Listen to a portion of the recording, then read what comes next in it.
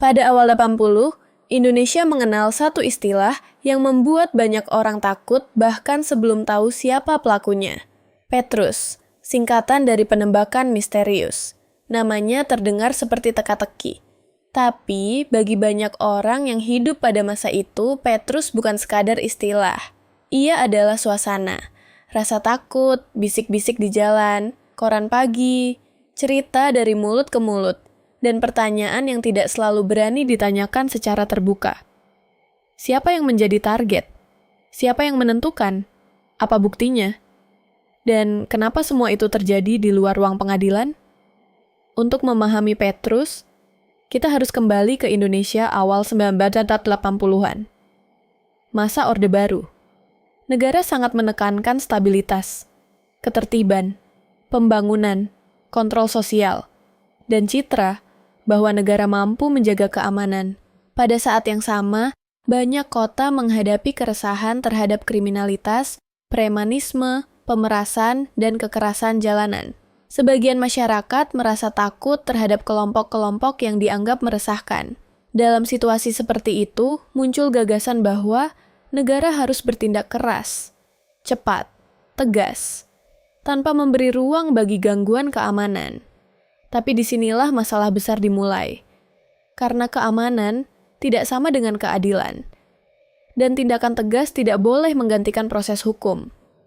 Dalam peristiwa Petrus, banyak korban adalah orang-orang yang dituduh atau dicap sebagai pelaku kriminal. Sebagian mungkin memang pernah punya catatan hukum. Sebagian lain dipersoalkan statusnya. Namun inti persoalannya bukan hanya siapa mereka. Inti persoalannya adalah apakah seseorang boleh diperlakukan sebagai bersalah tanpa proses pengadilan? Di negara hukum, seseorang harus dibuktikan bersalah melalui proses yang jelas. Ada penangkapan yang sah, ada pemeriksaan, ada pembelaan, ada hakim, ada putusan, ada hak keluarga untuk mengetahui, ada hak publik untuk melihat bahwa hukum berjalan. Petrus menabrak prinsip itu.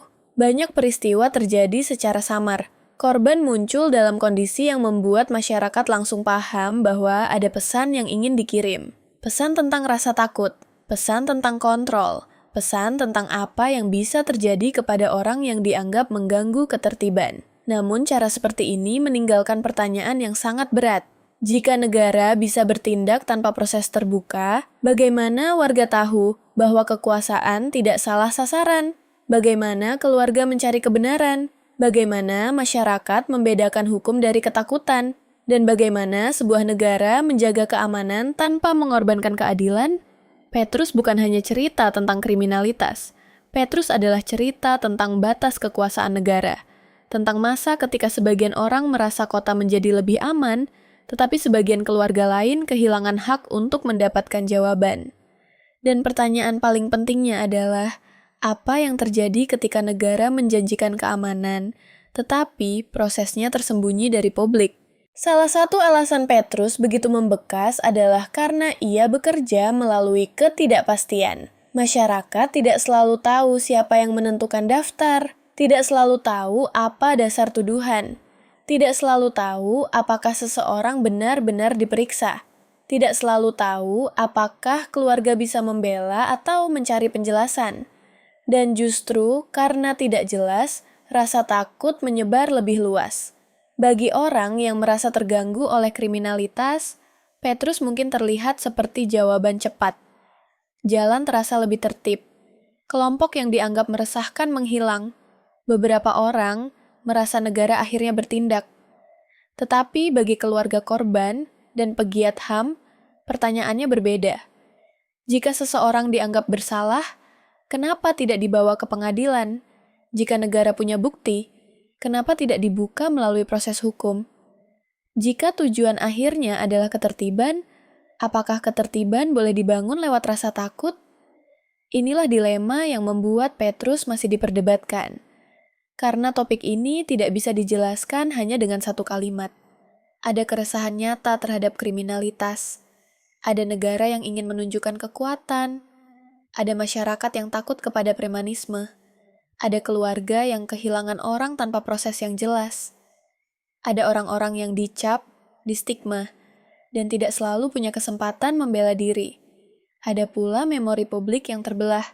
Sebagian mengingatnya sebagai masa ketika kejahatan jalanan ditekan, sebagian lain mengingatnya sebagai masa ketika hukum digantikan oleh teror.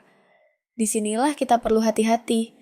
Membahas Petrus bukan berarti membela kriminalitas. Tidak, kejahatan tetap harus ditangani. Korban kejahatan juga berhak atas rasa aman. Masyarakat berhak hidup tanpa pemerasan, ancaman, dan kekerasan jalanan. Tetapi cara menangani kejahatan tetap harus melalui hukum. Karena tanpa hukum, siapapun bisa menjadi rentan. Hari ini seseorang dicap kriminal. Besok bisa saja orang lain dicap tanpa bukti yang cukup. Ketika proses hukum disingkirkan, kebenaran menjadi sulit diperiksa. Dan ketika kebenaran sulit diperiksa, kekuasaan bisa bergerak terlalu jauh. Petrus menunjukkan bagaimana rasa takut bisa menjadi alat kebijakan. Bukan hanya takut kepada kriminalitas, tetapi takut kepada negara, takut keluar malam, takut salah bergaul, takut nama masuk daftar, takut bertanya, takut membela, takut dianggap melawan. Rasa takut memang bisa membuat orang patuh, tapi kepatuhan karena takut berbeda dengan keadilan. Ketertiban karena takut berbeda dengan keamanan yang sehat. Karena keamanan yang sehat dibangun dari kepercayaan. Kepercayaan bahwa hukum berlaku. Kepercayaan bahwa proses jelas. Kepercayaan bahwa negara melindungi warga, bukan membuat warga takut tanpa kepastian. Dalam banyak kisah keluarga korban, dampak Petrus tidak berhenti pada tahun 1980-an. Stigma bisa bertahan lama.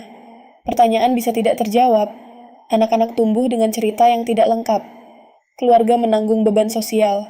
Dan masyarakat menyimpan memori yang sulit dibicarakan. Inilah sebabnya, Petrus bukan sekadar bab kriminalitas. Ia adalah bab memori sosial. Bab tentang bagaimana sebuah negara menghadapi kejahatan. Bab tentang bagaimana masyarakat menilai ketertiban. Dan bab tentang bagaimana hukum bisa hilang ketika rasa takut dianggap sebagai solusi. Karena rasa takut bisa menciptakan diam, tapi diam bukan berarti adil. Puluhan tahun setelah Petrus, pertanyaan tentang kebenaran belum sepenuhnya hilang. Apa yang sebenarnya terjadi? Siapa yang memberi perintah? Berapa banyak korban? Bagaimana proses penentuan target? Bagaimana dengan mereka yang salah sasaran? Dan bagaimana negara seharusnya memulihkan hak keluarga korban? Komnas HAM kemudian menyatakan bahwa peristiwa penembakan misterius termasuk pelanggaran HAM berat. Dalam penyelidikan dan pembahasan publik, Petrus tidak lagi bisa dilihat hanya sebagai operasi keamanan biasa. Ia harus dibaca sebagai peristiwa yang menyangkut hak hidup, due process, tanggung jawab negara, dan keadilan bagi korban. Pada 11 Januari 2023, Presiden Joko Widodo secara resmi mengakui sejumlah peristiwa pelanggaran HAM berat masa lalu. Salah satunya adalah peristiwa penembakan misterius 1982 hingga 1985. Pengakuan ini penting karena selama bertahun-tahun, banyak keluarga korban merasa pengalaman mereka tidak benar-benar mendapat ruang dalam sejarah resmi. Namun pengakuan bukan akhir. Pengakuan adalah awal dari pertanyaan berikutnya. Apa bentuk pemulihan yang adil? Bagaimana kebenaran ditulis? Bagaimana keluarga korban didengar? Bagaimana generasi baru memahami peristiwa ini tanpa jatuh pada propaganda, kebencian, atau pembenaran kekerasan? Dan bagaimana negara memastikan bahwa pendekatan serupa tidak terulang? Petrus mengajarkan pelajaran yang sangat penting. Keamanan dan keadilan tidak boleh dipisahkan. Negara memang harus melindungi warga dari kejahatan, tetapi negara juga harus melindungi warga dari penyalahgunaan kekuasaan. Jika hanya ada keamanan tanpa hukum, hasilnya bisa menjadi ketakutan. Jika hanya ada ketegasan tanpa akuntabilitas, hasilnya bisa menjadi luka panjang. Jika hanya ada label tanpa pengadilan, maka kebenaran menjadi milik pihak yang paling kuat. Itulah mengapa proses hukum penting, bukan karena hukum selalu sempurna, tetapi karena hukum memberi batas. Batas agar negara tidak bertindak sewenang-wenang. Batas agar tuduhan bisa diuji. Batas agar keluarga korban bisa bertanya. Batas agar masyarakat tahu bahwa keadilan tidak dilakukan di ruang gelap. Membahas Petrus juga penting karena sejarah Indonesia tidak hanya berisi keberhasilan pembangunan dan stabilitas. Ada juga sisi gelap yang perlu dipahami, bukan untuk membenci masa lalu, tetapi untuk belajar darinya. Karena bangsa yang dewasa bukan bangsa yang hanya mengingat kemenangan. Bangsa yang dewasa juga berani melihat luka, memeriksa kesalahan, dan memperbaiki cara negara memperlakukan warganya. Petrus adalah pengingat bahwa masalah kriminalitas memang nyata, tetapi jawabannya tidak boleh menghapus prinsip dasar kemanusiaan. Orang yang dituduh melakukan kejahatan tetap harus diproses secara hukum. Keluarga tetap punya hak untuk tahu. Masyarakat tetap punya hak untuk melihat proses yang adil. Dan negara tetap harus bertanggung jawab ketika kekuasaannya melampaui batas. Mungkin inilah alasan topik Petrus terasa berat. Karena ia memaksa kita melihat dua ketakutan sekaligus, takut terhadap kriminalitas dan takut terhadap negara yang bertindak tanpa proses hukum. Di antara dua ketakutan itu, hukum seharusnya menjadi jalan tengah, bukan rasa takut, bukan stigma, bukan operasi gelap, tetapi proses yang jelas, terbuka, dan bisa dipertanggungjawabkan. Menurut kamu, Petrus 19:2 hingga 19:85 seharusnya dibahas lebih terbuka dalam pelajaran sejarah Indonesia, atau topik ini masih terlalu sensitif untuk dibahas mendalam? Tulis pendapatmu di komentar. Dan kalau kamu suka sejarah Indonesia, isu HAM, politik Orde Baru, dan cerita yang jarang dibahas secara jernih, jangan lupa subscribe ke Inner Dataset. Karena kadang, pelajaran paling penting dari sejarah bukan hanya tentang bagaimana negara menjadi kuat, tetapi bagaimana negara belajar membatasi kekuatannya sendiri.